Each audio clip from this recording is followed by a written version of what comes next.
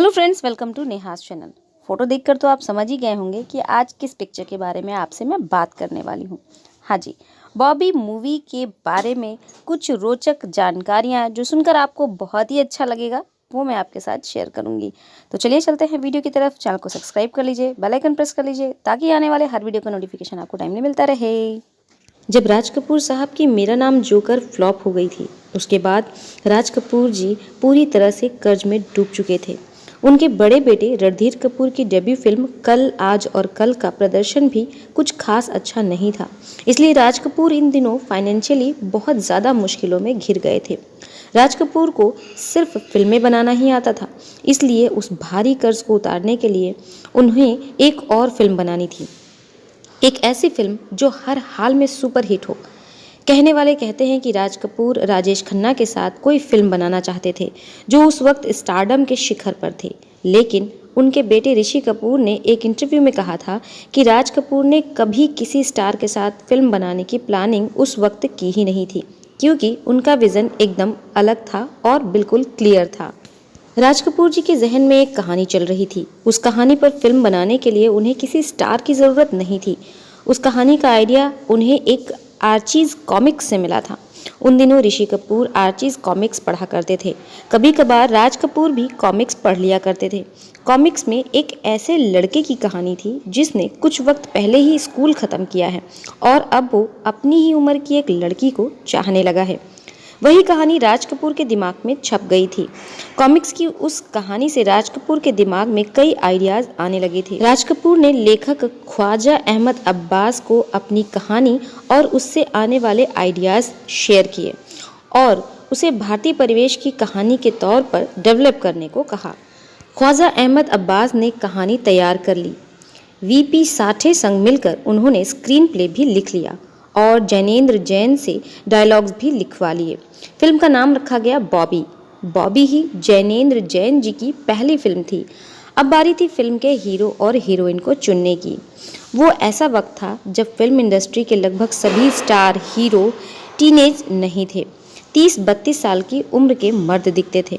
उनमें से कोई भी इस फिल्म के लिए फिट नहीं था। आखिरकार राज कपूर ने अपने दूसरे बेटे यानी कि ऋषि कपूर, जो उस वक्त सीनियर कैम्ब्रिज की परीक्षा में फेल हो गए थे, उन्हें हीरो के रोल के लिए साइन कर लिया।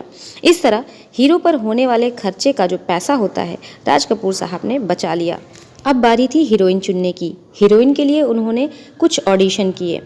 उन ऑडिशंस में नीतू सिंह ने भी अपनी किस्मत आजमाई थी, लेकिन वो फेल हो गई थी। उसी दौरान ही ऋषि कपूर ने पहली बार नीतू सिंह को देखा था, लेकिन तब तो उन्होंने कभी सोचा भी नहीं होगा कि ये ऑडिशन में फेल हुई लड़की एक दिन मेरी जीवन संगिनी बनेगी। खैर, डिम्पल कपाड़िया भी ऑडिशन देने आई थी।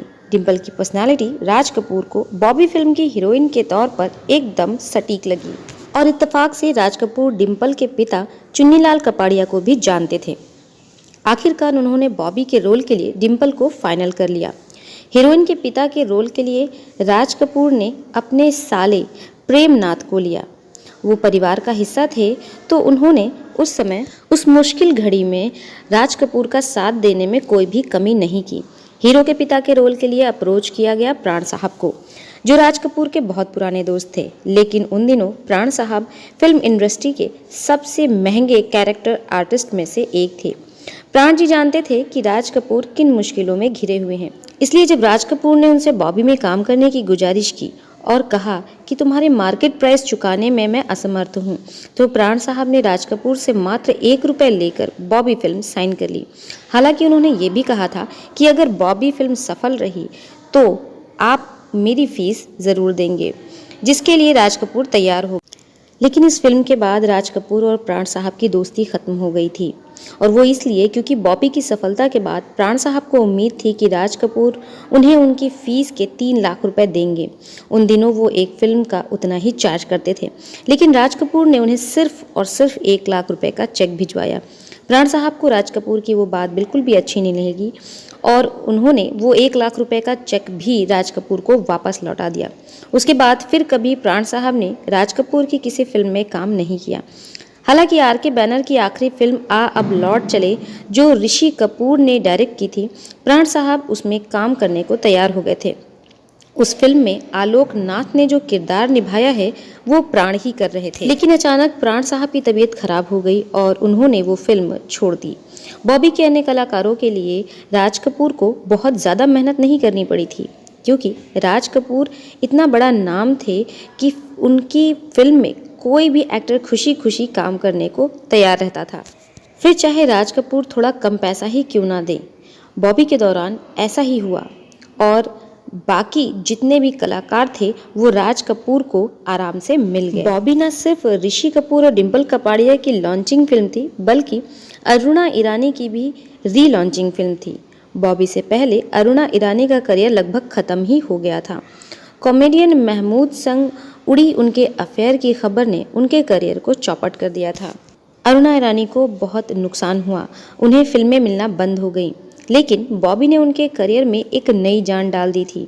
हालांकि अरुणा ईरानी से पहले राज कपूर ने वो रोल एक्ट्रेस रेखा की बहन राधा को ऑफर किया था। राधा उन दिनों मॉडलिंग किया करती थी, मगर वो फिल्मों में काम नहीं करना चाहती थी, इसलिए उन्होंने राज कपूर को मना कर दिया। गुंडे के रोल के लिए राज कपूर ने अपने साढ़ू प्रेम चोपड़ा को कास्ट किया था, जबकि प्रेम चोपड़ा बॉबी में काम नहीं करना चाहते थे। दरअसल वो कोई भी बहुत बड़ा रोल नहीं था, स्पेशल अपीयरेंस टाइप का रोल था।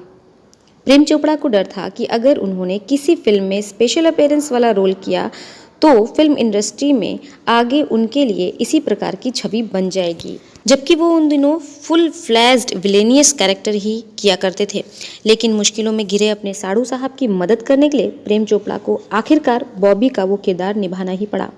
प्रेम चोपड़ा के किरदार को राज कपूर ने बॉबी में जो नाम दिया था वो उनका असली नाम था, जी हाँ, यानी कि प्रेम चोपड़ा। शुरुआत में प्रेम चोपड़ा जी को ये बात बहुत अजीब लगी थी, लेकिन राज कपूर ने उन्हें अपने पर भरोसा करने को कहा। रिलीज के बाद वाकई में बॉबी फिल्म और फिल्म में बोला गया उनका वो डायलॉग, प्रेम नाम है मेरा, प्रेम चोपड़ा, उनके करियर का टॉप डायलॉग था। आज बॉबी फिल्म को रिलीज हुए लगभग 51 साल पूरे हो गए हैं। 28 सितंबर 1973 के दिन बॉबी फिल्म रिलीज हुई थी और एक बड़ी सुपर डुपर हिट फिल्म थी। कहा जाता है कि बॉबी देखने का क्रेज उस वक्त लोगों में इतना ज़्यादा था कि देश के दूरस्थ देहाती इलाकों के लोग भी बॉबी देखने के लिए स्पेशल बस सर्विस चलवाई गई थी। बॉबी फिल्म के बजट को लेकर कोई एक्चुअल फिगर नहीं मिल सका है। कुछ लोग कहते हैं कि बॉबी 25 लाख रुपए में बनी थी, जबकि कुछ लोग कहते हैं कि 40 लाख रुपए में बनी थी, लेकिन इस फिल्म ने 5.5 करोड़ रुपए की ज़बरदस्त कमाई की थी और ये एक ब्लॉकबस्टर फिल्म थी। कमाई के मामले में 1973 की नंबर 1 फिल्म थी बॉबी। उस साल दूसरे नंबर पर धर्मेंद्र और हेमा मालिनी जी की फिल्म थी जुगनू, जिसने 3.5 करोड़ रुपए की कमाई की थी। तीसरे नंबर पे थी राजेश खन्ना और राखी शर्मिला टैगोर स्टारर दाग। दाग ने 3 करोड़ 25 लाख रुपए की कमाई की थी। 21वें फिल्म फेयर अवार्ड में बॉबी ने 5 अवार्ड जीते थे। पहला था बेस्ट एक्टर जो ऋषि कपूर को मिला था, दूसरा था बेस्ट एक्ट्रेस जो डिम्पल कपाड़िया को मिला था। उस साल बेस्ट एक्ट्रेस अवार्ड डिम्पल के साथ साथ जया बच्चन को भी अभिमान फिल्म के लिए दिया गया था, यानी उस साल वो अवार्ड टाई हो गया था। बॉबी को मिला तीसरा फिल्म फेयर अवार्ड था बेस्ट मेल प्लेबैक सिंगर जो नरेंद्र चंचल जी को मिला था। फिर बेस्ट आर्ट डायरेक्शन जो ए रंगराज जी को मिला था और पांचवा था बेस्ट साउंड डिज़ाइन जो अलाउद्दीन खान कुरैशी को मिला था। उस साल जब ऋषि कपूर को बॉबी के लिए फिल्म फेयर अवार्ड मिला था तो संजीव कुमार जी को बहुत ख़राब लगा था, क्योंकि उन्हें लगता था कि वो अवार्ड फिल्म कोशिश के लिए उन्हें मिलना चाहिए था। हालांकि सालों बाद ऋषि कपूर ने खुद ही खुलासा किया कि बॉबी के लिए उन्हें film fair best actor award 30,000 रुपये में ख़रीदा था। ऋषि कपूर के ये खुलासा करने के बाद इन फिल्म अवार्ड की ऑथेंटिसिटी पर सवाल खड़े हो गए थे। सो फ्रेंड्स, ये था आज का वीडियो। उम्मीद है आप लोगों को वीडियो पसंद आया होगा। वीडियो पसंद आया है तो लाइक शेयर और कमेंट ज़रूर करिएगा। किसने किसने ये मूवी देखी है, नहीं देखी है तो एक बार ज़रूर देखिएगा। बड़े ही खूबसूरत गीत हैं और बहुत ही प्यारी मूवी है। आप देखेंगे तो आपको बहुत ही अच्छा लगेगा।